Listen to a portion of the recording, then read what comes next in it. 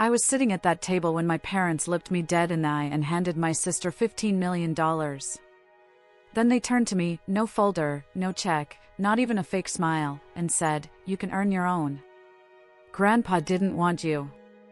I felt my chest cave in. But right when I thought I'd been erased from my own family, the lawyer stood up and said there was a second document. One my parents were never allowed to see. If you're interested in this topic, hit the like button, subscribe, and type "interested" in the comments. And I will give you a heart. You ever sit in a room where everyone's supposed to love you, but you can feel the knife going into your back in slow motion? That's what it felt like. That polished table, those leather chairs, the smell of expensive cologne and legal documents, it all felt like a stage set for my execution. My sister Chloe sat across from me in a designer dress I knew cost more than my rent, already smiling like she'd won something. And I guess she had. I just didn't know how much yet.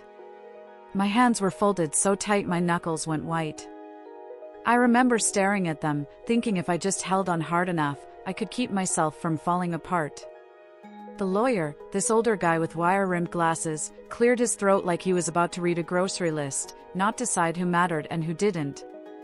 That's when my mom leaned forward with that smile, you know the one, the smile that's all teeth and no warmth, the smile that says I'm being kind but really I'm holding a grenade, and she announced it like it was Christmas morning. "Chloe will be receiving $15 million from your grandfather's estate." $15 million. My dad slid this thick stack of documents toward her like he was presenting a trophy. Everyone around the table murmured congratulations like we were at some charity gala and not dividing up the last pieces of a man who'd just died. Chloe didn't even flinch. She just touched the folder with her manicured nails and nodded like she'd been expecting it all along. Maybe she had been. Maybe they all had. And then my dad turned to me. No folder. No envelope. Not even a post-it note with my name on it. He just shrugged, actually shrugged, like I was a mild inconvenience he had to address before moving on to more important things. "Your sister gets $15 million, he said, voice flat, almost bored. "As for you, Sophia, you can earn your own. Grandpa didn't want you to have anything." I swear to you, the room tilted. Not metaphorically. I felt the floor shift under my feet like the earth itself was trying to swallow me whole. My mom nodded along, piling on with that soft, condescending tone she uses when she wants to sound reasonable while gutting you. "He said he was done with you, sweetie. You chose your career over family. This is what he wanted." Let that sink in for a second. My own mother, sitting there in her pressed blouse and pearl earrings, told me my dead grandfather, who I loved, who I thought loved me, had decided I was worth nothing. That I had abandoned him. That I deserved to be cut out. And she said it like she was doing me a favor by being honest. Like I should thank her for delivering the news so gently. I didn't argue. I didn't cry. I didn't scream or flip the table or do any of the things you see in movies. I just sat there and stared at the wood grain on that table, tracing the lines with my eyes, trying to find a pattern that made sense because nothing else did. I listened to them rewrite history in real time, turning my grandfather into a man who hated me, who thought I was selfish, who wanted me punished. And the worst part? For about 10 seconds, I believed them. Because when the people who raised you tell you you're worthless, some part of you always wonders if they're right. That's the thing about family betrayal that nobody talks about. It's not just about the money or the inheritance or who gets what. It's about the fact that the people who are supposed to protect you, who are supposed to see you, who are supposed to love you no matter what, those people looked at you and decided you didn't matter. They took a vote, and you lost. And they did it with smiles on their faces like they were doing you a kindness. You want to know what favoritism really looks like? It's not just about who gets the bigger room or the nicer car. It's about who gets to exist in the family story and who gets written out. Chloe had always been the star. The pretty one.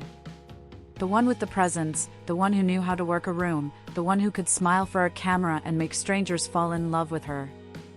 I was the one in the corner with a laptop, the one who asked too many questions, the one who didn't fit into their picture-perfect narrative. And for years, I told myself it didn't matter. I told myself I didn't need their approval. I told myself I was fine being the invisible one as long as I got to do my own thing.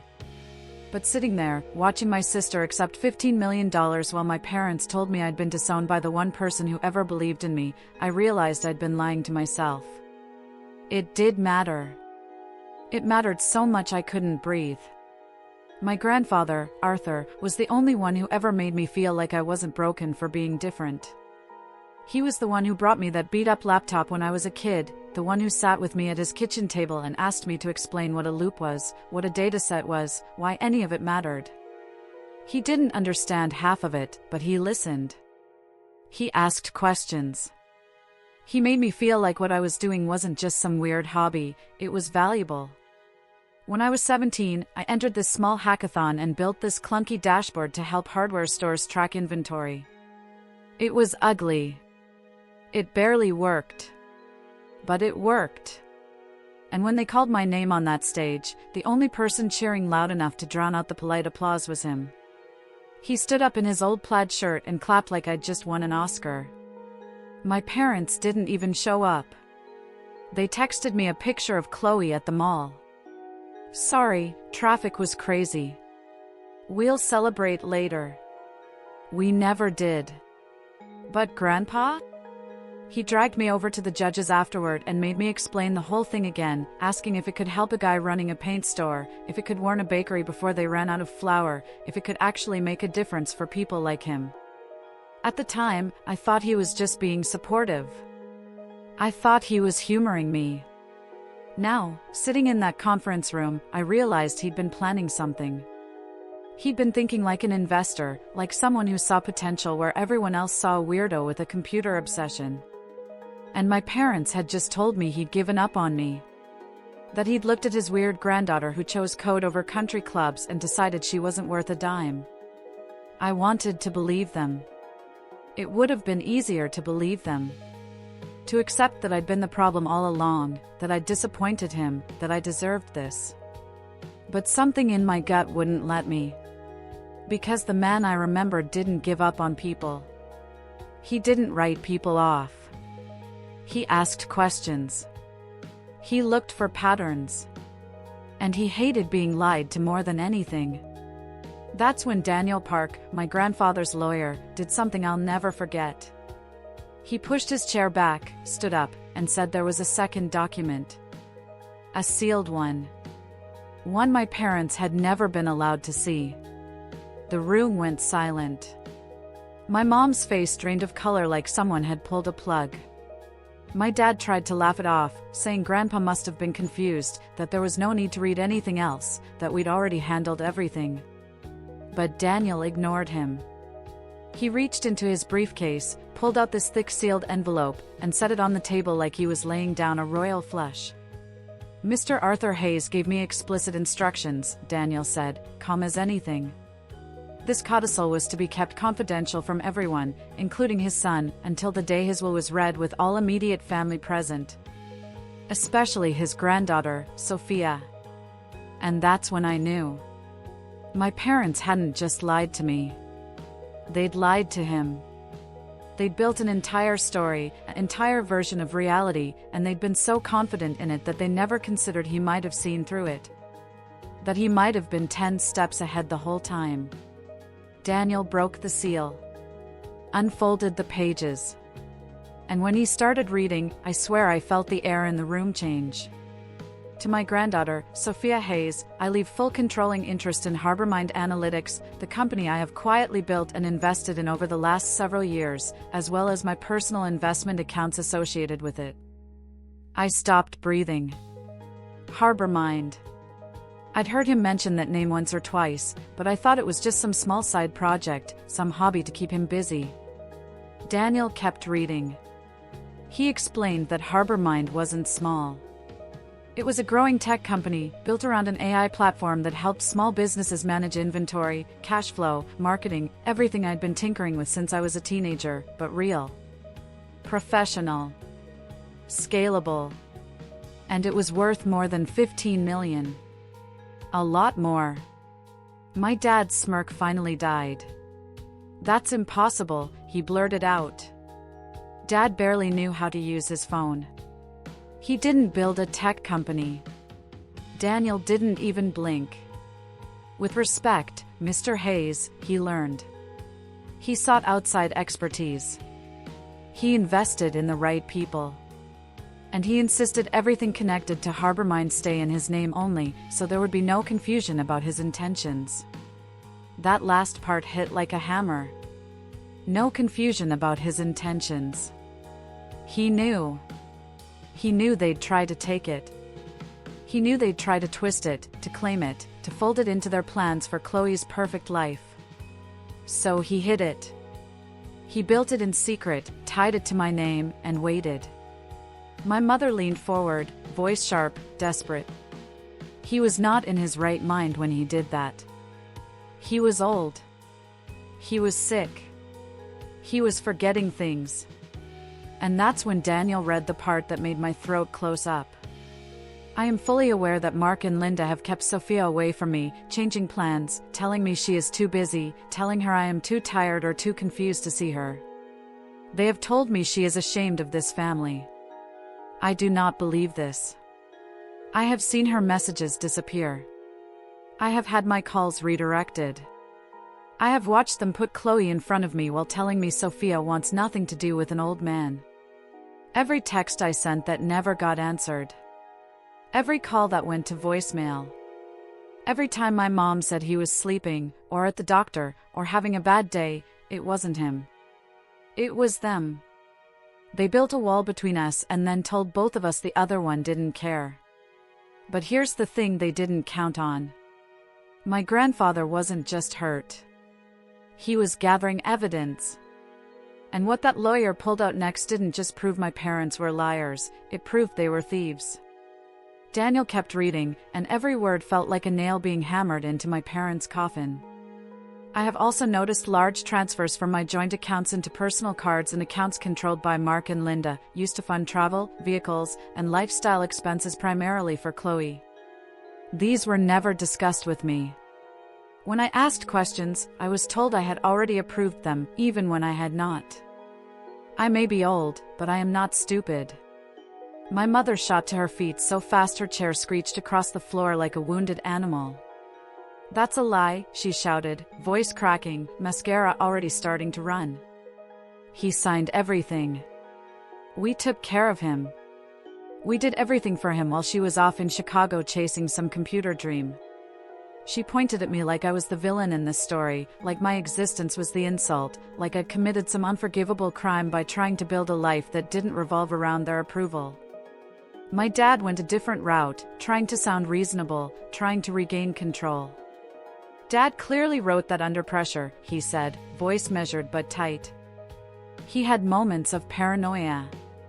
You know how it is at the end. People get suspicious of everyone. But Daniel didn't flinch. He didn't raise his voice. He just stood there like a man who'd been waiting years to deliver this message. "Mr. Hayes, this codicil was drafted and signed in my office with medical clearance from his physician, stating he was fully competent. I am prepared to present those records if necessary." And that's when the cracks really started to show. Across the table, Chloe's mascara was streaking down her face, and she clutched that folder with her 15 million like it might evaporate if she let go. "So what?" she snapped, voice shaking. "He just gives her some random company and leaves us looking like thieves? I took care of him. I was there. I posted about him. People loved our videos." Her choice of words hit me like a slap. Posted about him. Not spent time with him. Not listened to him. Not loved him. Posted. Because that's all he'd ever been to her, content. A prop. The sweet old grandpa who made her look caring and wholesome to her followers while she monetized every smile, every hug, every manufactured moment of connection. And my parents had helped her do it. They'd turned my grandfather into a brand asset while keeping me away so I wouldn't ruin the narrative. I stared at Daniel, hoping there was more, needing proof that I hadn't imagined every missed call, every cancelled visit, every time I drove hours to see Grandpa only to be turned away at the driveway. Daniel sighed, glanced at the last page, and then looked back at my parents.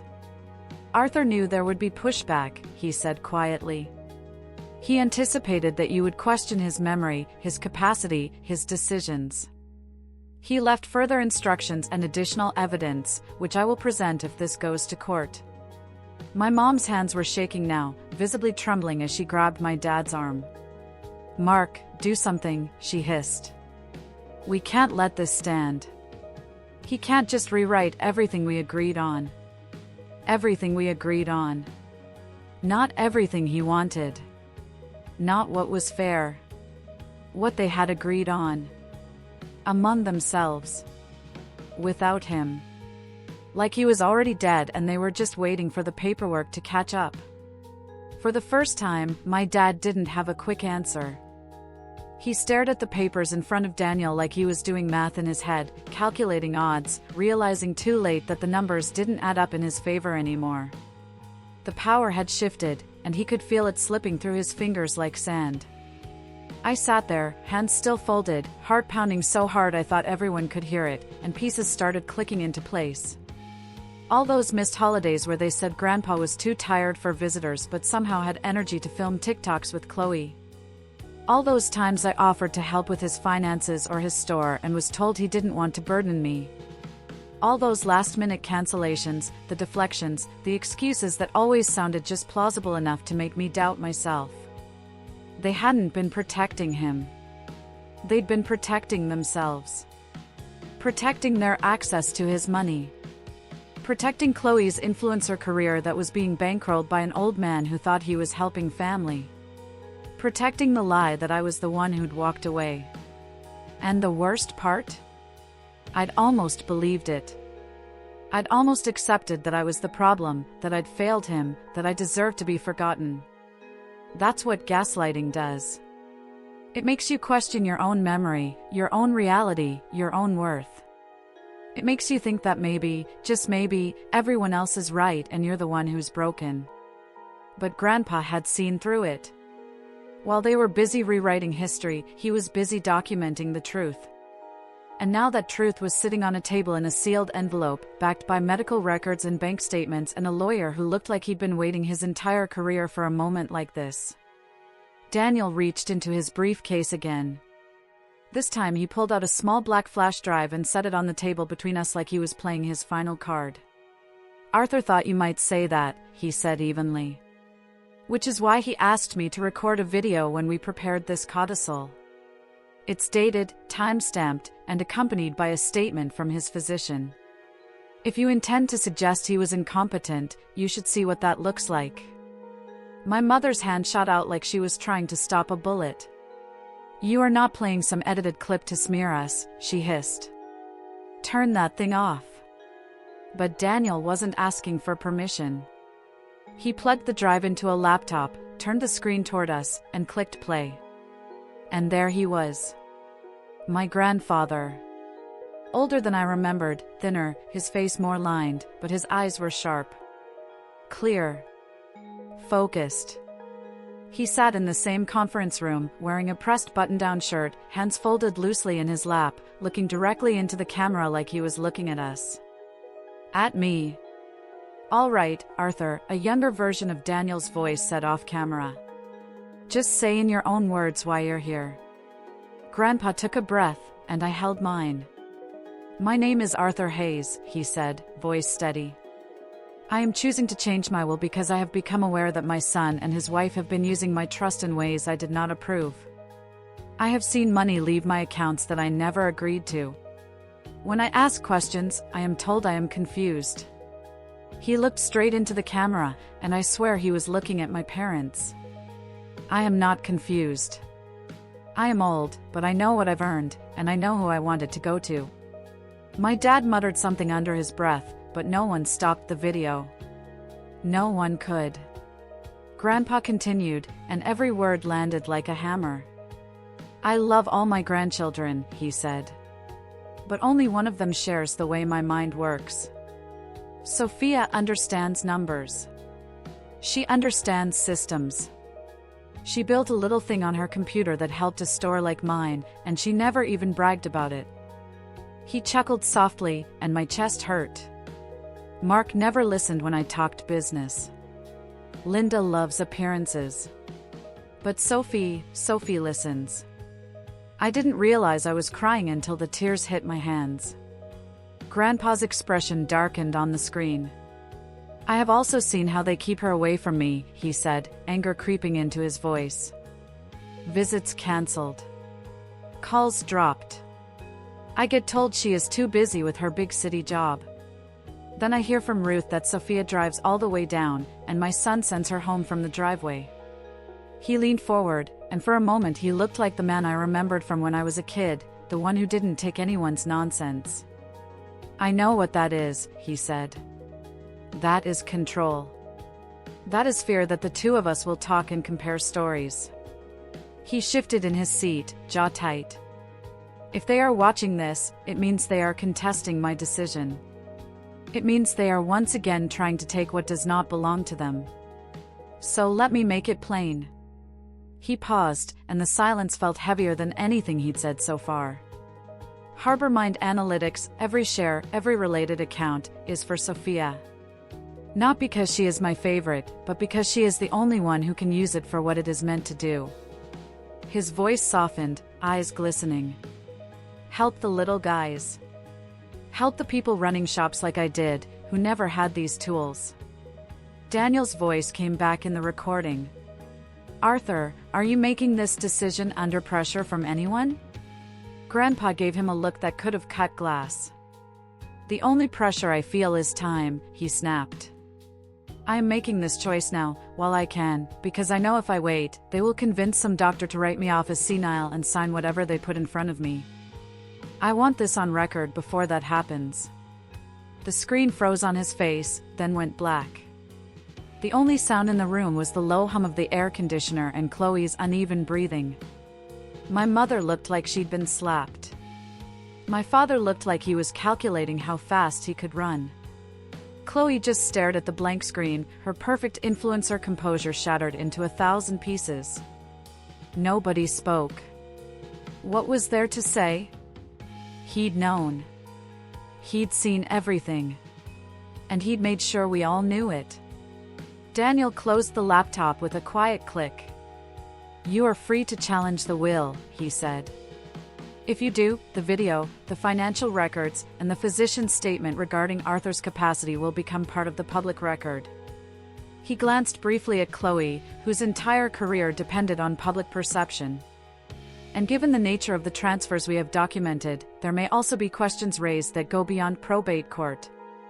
That was the moment everything changed. That was the moment my dad's fingers stopped drumming on the table. The moment my mother stopped shouting. The moment I realized this wasn't just about an inheritance anymore. This was about exposure. About consequences.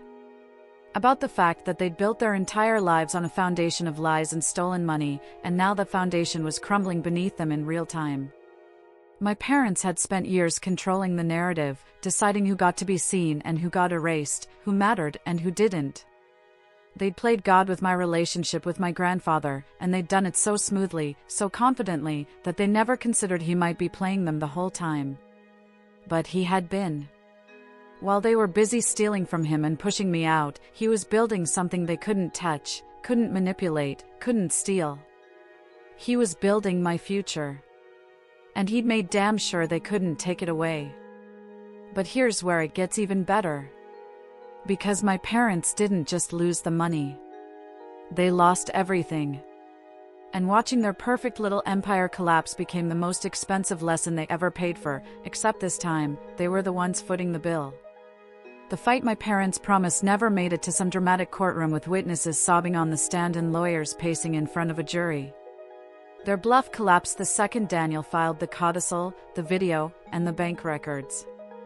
Because here's the thing about the truth, it doesn't care how loud you scream or how many excuses you make. Numbers don't lie. Video doesn't forget. And my grandfather had left them nothing to work with except their own guilt. They hired a lawyer anyway, because of course they did.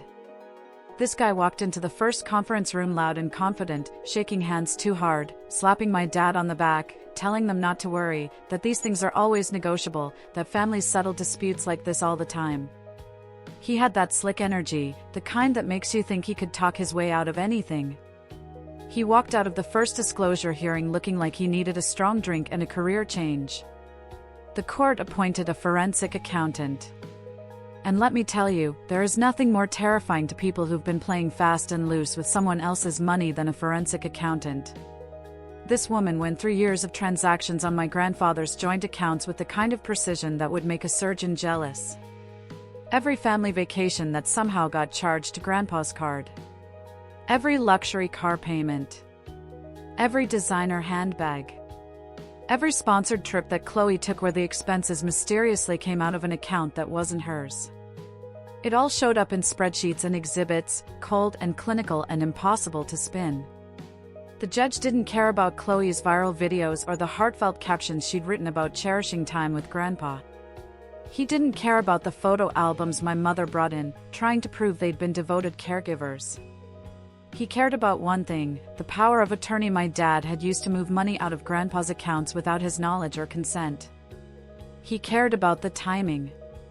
The fact that big transfers happened right before vacations, right before a new SUV appeared in their driveway, right before Chloe's next influencer trip that was supposedly sponsored but was actually funded by an old man who thought he was helping family. He cared that when Arthur questioned those withdrawals, my parents told him he'd already approved them. That they made him doubt his own memory. That they gaslit a man in his 80s to cover up the fact that they were stealing from him.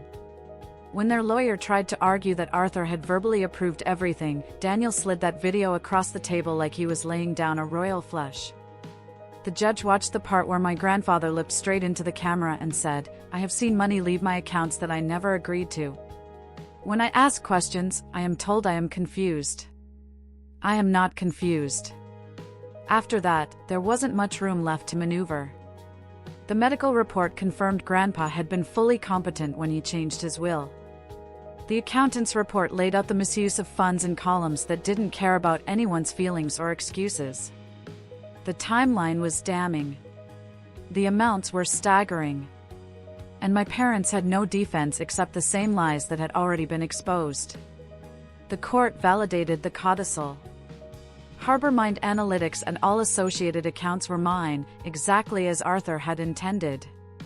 But that wasn't all. The judge ordered my parents to repay what they'd taken from the joint accounts, plus interest and penalties. And here's the kicker, they didn't have it. They'd been living like the money would never run out, like there would always be another account to dip into, another transfer to make, another excuse to give. They'd spent it all. Every designer dress, every luxury vacation, every Instagram-perfect moment had been bought with money that was never theirs to begin with. And now the bill had come due. To even begin making a dent in what they owed, they had to sell the house. The big one in Savannah with the white columns and the perfect lawn and the wraparound porch where my mother used to pose for holiday photos. The house she called our legacy, our family home, the place where memories were made. Except the memories were fake, and the house was bought with stolen money, and now it was gone. They sold the cars too. The high-end SUV my dad loved to park in the driveway just to be seen, the luxury sedan my mom drove to the country club. The ones Chloe used as props in her day-in-my-life vlogs, leaning against them in designer outfits, making it look like success was effortless. All of it, gone. Liquidated to pay back the man they'd stolen from, even though he wasn't alive to see it. And here's where it gets really good. Word got out. Because of course it did. Small towns are cruel and efficient that way. They run on gossip like cars run on gasoline, and this was premium fuel. The same neighbors who used to fawn over my parents, who complimented my mother's taste in decor and asked my dad for business advice, started crossing the street to avoid them. The whispers started at the grocery store, at the gas station, at church. Financial abuse. Elder exploitation. That poor man. Can you imagine? People who'd once envied them now pitied them. Or worse, judged them. My dad's career imploded next. He worked as a CFO for a mid-sized logistics company, the kind of job that comes with respect and a corner office and the assumption that you're trustworthy with money. That assumption evaporated the second the court records became public. He was put on administrative leave pending review, which is corporate speak for we're trying to figure out how to fire you without getting sued. It didn't take long. Within a month, he was terminated for cause. No severance. No references. No company in town wanted to hire the CFO whose father's estate had just exposed him as someone who couldn't be trusted with finances. Who'd used a power of attorney to steal from an elderly parent. Who'd been caught, documented, and humiliated in public records anyone could access. His reputation was torched. And in a town like Savannah, your reputation is your currency. Without it, you're broke. Chloe's fall was different. It was quieter and louder at the same time. Quiet in the way doors closed behind the scenes, brands stopped responding to her emails, sponsorship deals dried up, invitations to events vanished. Loud in the way the internet works when it smells blood in the water. People started digging. Screenshots of old posts started circulating. Videos of Grandpa in her feed got analyzed frame by frame, and suddenly people noticed things. The way he sometimes looked off camera, confused, uncomfortable. The way he'd start to say something and get cut off mid-sentence. The way Chloe would redirect him, touch his arm, smile for the camera while he looked tired. Someone leaked messages. A former friend, probably someone who'd gotten tired of being used as a prop in Chloe's perfect life. Messages where she bragged about being set for life, about how her parents were making sure the will was in her favor, about how she didn't need to worry because Grandpa had always loved her best. The internet is unforgiving. Her comment. Sections turned from heart emojis and "you're so inspiring" to "did you know you were stealing from him" and "this is elder abuse" and "how do you sleep at night?" She posted a tearful video trying to do damage control. Talked about misunderstandings and online hate and how she was just trying to spend time with her grandpa and people were twisting it into something ugly. But without the gloss, without the luxury trips and designer hauls and aspirational lifestyle, the algorithm moved on. Her follower count started sliding.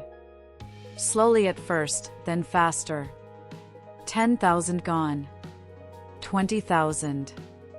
50,000. Brands that had sent her free clothes and paid sponsorships sent carefully worded emails about reputational risk and going in a different direction. She went from flying first class to brand events to clocking in at a small marketing agency where nobody cared how many likes she used to get. They cared about whether she could write copy that converted and meet deadlines without drama. She went from influencer to employee. From someone people envied to someone people felt sorry for. And let me tell you, for someone whose entire identity was built on perception, on being seen, on being envied, that was a kind of death. While all of this was happening, I was signing papers in a different courthouse. Papers that formally separated my financial life from theirs. No more joint anything. No more emergency contacts with their names. No more backdoor access to accounts just in case. Daniel slid the last form across the table and said, "Once you sign this, they have no legal claim to Harbormind or any assets that come from it. Not now, not later, not ever." My hand shook for a second. Not from doubt, but from the weight of what I was doing. I was cutting the last invisible cord, the one that had kept me tethered to their approval, their judgment, their version of who I was supposed to be. Then I signed. And for the first time in my life, their disappointment couldn't cost me anything. Not money. Not opportunity. Not my future.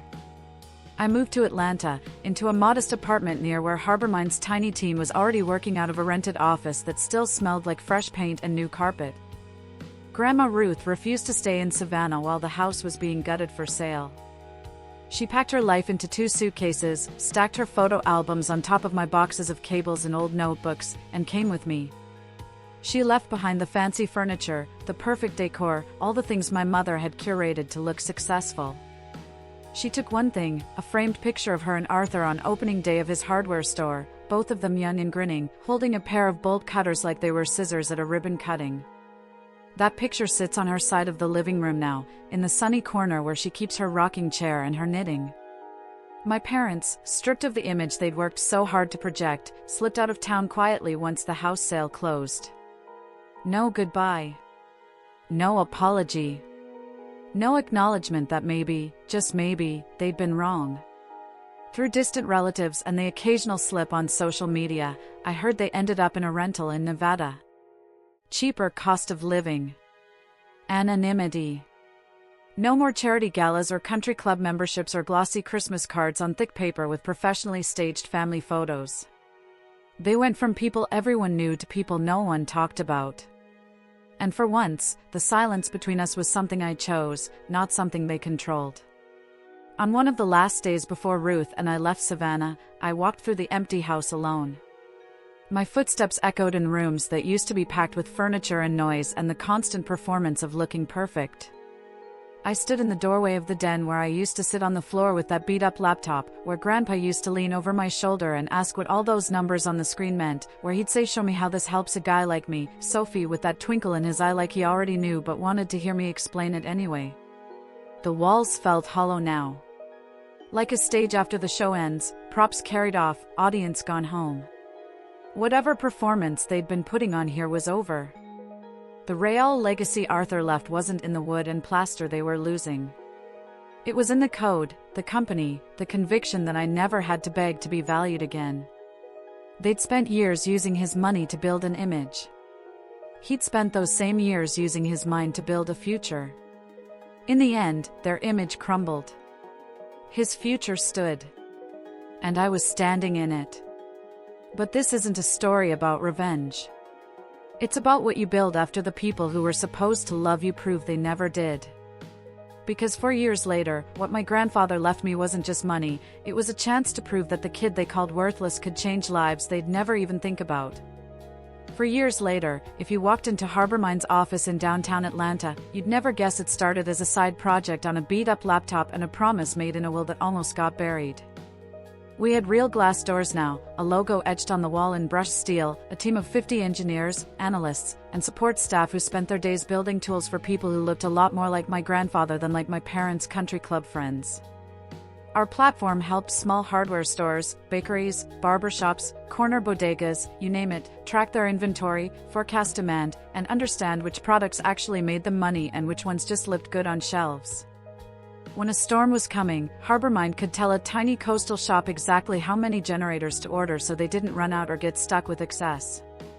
When a bakery wanted to know which cupcakes to stop making because they were bleeding money, our dashboards answered in plain language, not some incomprehensible spreadsheet that required a finance degree to interpret.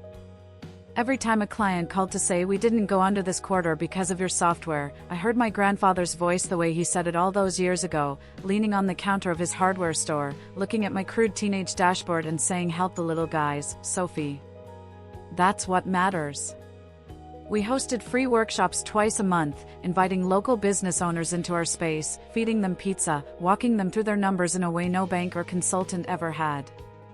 I watched people who'd been afraid of data, who thought technology wasn't for them, who'd been running their shops on gut instinct and prayer. I watched them light up when they realized they could actually understand what was happening in their own businesses. That a 28-year-old baker didn't have to guess which products were worth making. That a 60-year-old hardware store owner could compete with the big box stores by knowing his inventory better than they knew theirs.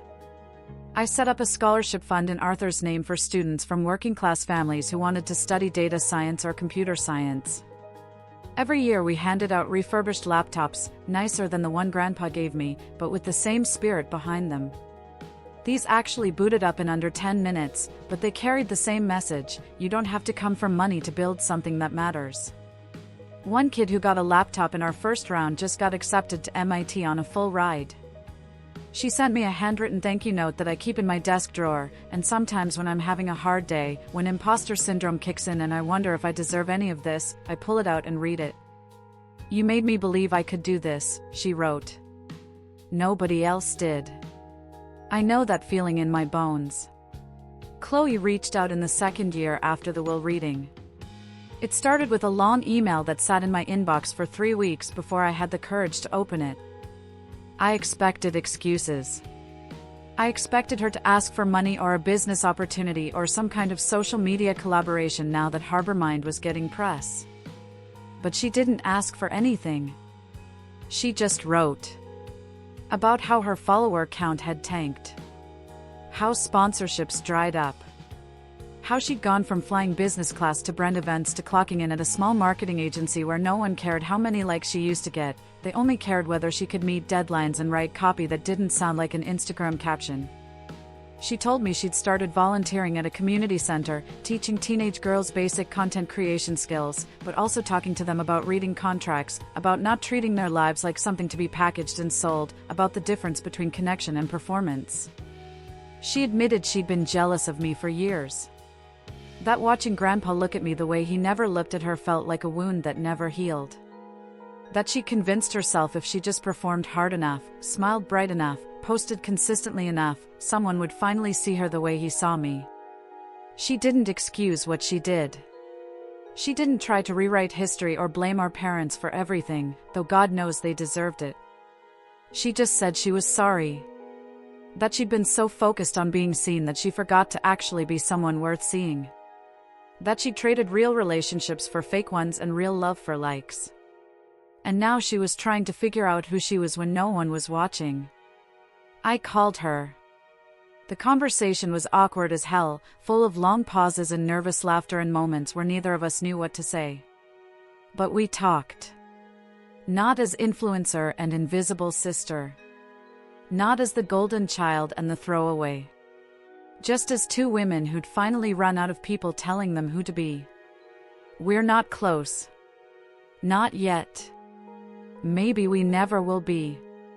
But the door is cracked open instead of bolted shut. She came to visit once, met the team, saw what Harbormind was doing. She didn't ask to be involved. She just said he would have loved this, and I knew she meant it. My parents never called. Never texted. Never sent a letter or an email or a message through a third party. Through Grandma Ruth and the occasional distant relative, I heard scraps of updates. Mark picked up a job doing basic bookkeeping for a small firm out west. Nowhere near the executive level he used to brag about. No corner office. No business cards with impressive titles. Just data entry and accounts payable and the kind of work he used to think was beneath him. Linda stayed home mostly. Stopped posting on social media almost entirely. The glamorous life replaced by discount furniture and generic coffee. No more charity luncheons. No more being the woman everyone wanted to impress. They went from being the couple everyone envied to the couple people lowered their voices to talk about. From the family with everything to the cautionary tale parents told their kids about what happens when you get greedy. I don't hate them. I thought I would. I thought when everything came out, when they lost the house and the cars and the reputation, I'd feel some vindictive satisfaction. Some sense of justice served. But mostly, I just feel sad. Sad that they looked at their own daughter and saw a problem to manage instead of a person to love. Sad that they were so desperate to look successful that they stole from an old man and destroyed their own family in the process. Sad that they'll never understand what they lost, because understanding would require the kind of self-awareness they've never had. Ruth and I built our own quiet rhythm in Atlanta. She claimed the sunny corner of the living room for her rocking chair and her knitting, and every evening we'd sit on the balcony with takeout and watch the city lights blink on like stars coming out one by one. Sometimes she'd tell me stories about Arthur in the early days, when he was just a kid stocking shelves in someone else's store, long before he owned anything, back when he had more dreams than dollars. Other times we sat in comfortable silence, the kind you only get with someone who's seen you at your lowest and never once tried to fix you or change you or make you into something you're not. She'd just let you be. People like to say success is the best revenge. Maybe they're right. But sitting there with my grandmother, knowing Harbormind was giving families like ours a fighting chance without anyone needing to steal or lie or manipulate to make it happen, I realized something else.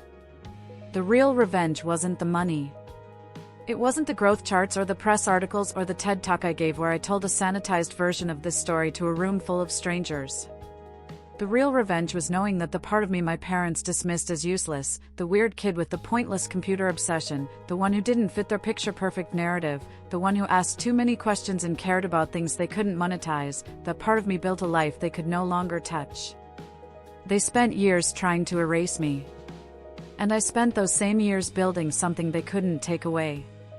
The first time I told the whole story out loud to strangers was on that stage in New York, under a red circle of light with cameras pointed at my face and TED glowing behind me in letters that felt too big, too important for someone like me. My palms were sweating around the clicker, but my voice was steady when I started the way it all started for me. At my grandfather's will reading, my parents gave my sister $15 million and told me to earn my own.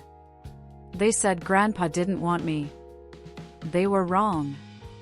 The audience laughed in the right places, went dead quiet in the heavy ones. I walked them through it. Not every messy detail, but enough. How my family decided I was the weird one, the difficult one, the one who didn't fit the picture they wanted to post. How my grandfather quietly bet everything on the part of me they tried to erase.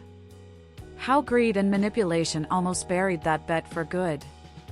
I told them about Harbor Mind. About the small-town shops now using our tools. About the bakery owner who cried on a Zoom call because she thought she'd lose the business her mother started, and then didn't because she finally understood her numbers. I put up a slide with my grandfather's handwriting, his notes scribbled in the margins about helping the little guys, and felt something in my chest loosen that had been tight for years.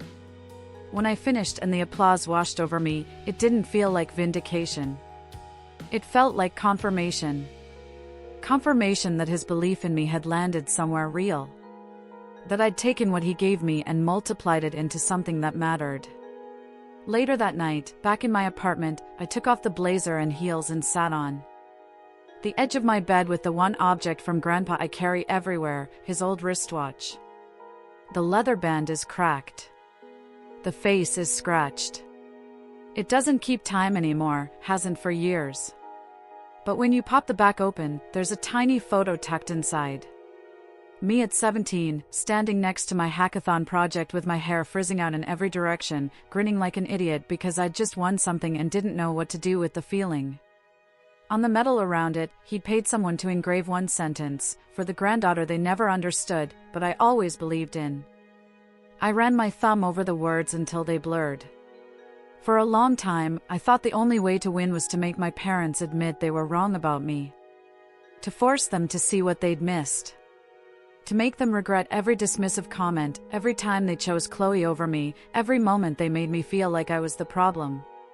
But somewhere between the courtroom and that TED stage, I realized that wasn't the point. The point was that I stopped auditioning for people who'd already decided not to see me. I stopped waiting for their approval to believe I was worth something. I stopped letting their version of me define who I actually was. The point was that I took the love and belief I got from one old man and multiplied it. Turned it into jobs and scholarships and second chances for people who came from families a lot like mine. People who were told they weren't good enough, smart enough, worth the investment. People who were the weird ones in their families, the ones who didn't fit, the ones who got overlooked. If there's any lesson in what happened, it's this. Being the unwanted child doesn't mean you're unworthy. It usually just means the people around you are too afraid or too small to handle who you really are. You don't have to stay in rooms where your value is up for debate. You're allowed to walk out. You're allowed to build new rooms with new people who don't need to be convinced you matter. You're allowed to take the parts of yourself they rejected and turn them into something beautiful. And if you've ever been the Sophia in your family, the one who got overlooked, blamed, erased, the one who didn't fit their narrative, the one they tried to write out of the story, I need you to hear this. One person believing in you at the right time can change everything. Be open to finding that person. And when you can, when you're strong enough and stable enough and whole enough, be that person for someone else. Because that's how we break the cycle. That's how we turn pain into purpose. That's how we prove that the people who underestimated us were wrong. Not by making them admit it, but by building lives so full and real and meaningful that their opinions stop mattering. My grandfather saw me when no one else did. He bet on me when everyone else counted me out. He built me a future when my own parents tried to erase me. And now, every single day, I get to honor that gift by seeing other people the way he saw me. By betting on the underdogs. By building futures for people who've been told they don't deserve one. That's the real inheritance. Not the money. Not the company. Not even the vindication. It's the belief that you're worth investing in, even when, especially when, everyone else has given up on you. So if you're sitting in your own version of that conference room right now, feeling invisible, feeling erased, feeling like you'll never be enough for the people who are supposed to love you, I need you to know something. They're wrong. They've always been wrong. And one day, you're going to prove it. Not to them. To yourself. Now I want to hear from you. Drop a comment and tell me, have you ever been the overlooked one in your family? The one they didn't believe in? The one who had to prove yourself without their support? Because I know I'm not the only one. And if this story hit you the way I think it did, hit that subscribe button. Share this with someone who needs to hear it. Someone who's been told they're not enough. Someone who's still fighting for approval from people who'll never give it. Let's build a community of people who know what it's like to be underestimated. And let's prove, together, that being underestimated is just fuel for becoming unstoppable. Claude is AI and can make mistakes. Please double-check responses.